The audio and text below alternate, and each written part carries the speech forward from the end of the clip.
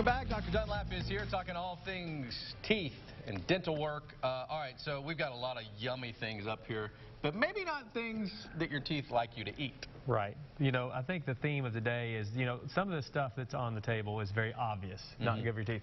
Some of it's going to be kind of sneaky. Well, it's not stuff that you think that would harm your teeth. All right, let's start with the hard candy. Okay, pretty obvious. I think everybody knows that the dentists don't want you eating a bunch of hard candy. Not only chomping on the hard candy can, you know, crack your teeth, but just the sugar that gets in there then feeds the bacteria that causes tooth decay. So, not good. All right, so the hardness, the sweetness, not good. Moving, we've got citrus things. We've got lemons and oranges. Yeah, you know, well, all of us, you know, fruit is definitely good. We want you to eat fruit. But if you eat a lot of fruit and then you don't maybe drink water afterwards or brush your teeth, fruit has a lot of natural sugars in it. And if that stays in your teeth, that can actually cause a problem. Also, with the citrus fruits, you know, there's a lot of fad diets that have come and gone, the grapefruit diet and whatnot. A lot of acid can be detrimental to your teeth and the tissues in your mouth if you're just overeating a lot of it. So.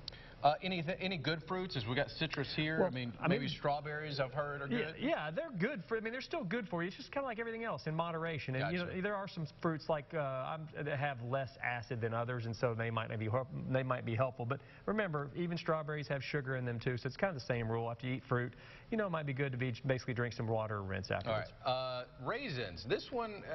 Yeah. I'm not so sure what you're talking about here, Right. boss. So, okay, you know, a lot of dried fruits are all the rage now. A lot of people eating dried fruits. Now, the sticky dried fruits, they kind of get in the grooves of your back teeth.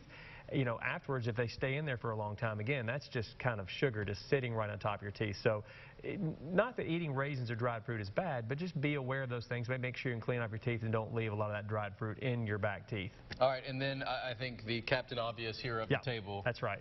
Cokes, sports drinks. Okay, well, the sports drinks are a little bit surprising. People don't think about sports drinks in the bad light like they do Cokes. Now, obviously, I think sodas are probably the worst thing for me that I see that cause problems. When I have some patients that drink, you know, sometimes up to 6 or 7 sodas a day, so much sugar just bathing your teeth in sugar. It's just not very good. Sports drinks, though, have a lot of sugar in them, and so I think those are kind of sneaky in the fact that people don't really think about that in the same way they do Cokes. Nearly more than 50 grams of sugar in this bottle alone.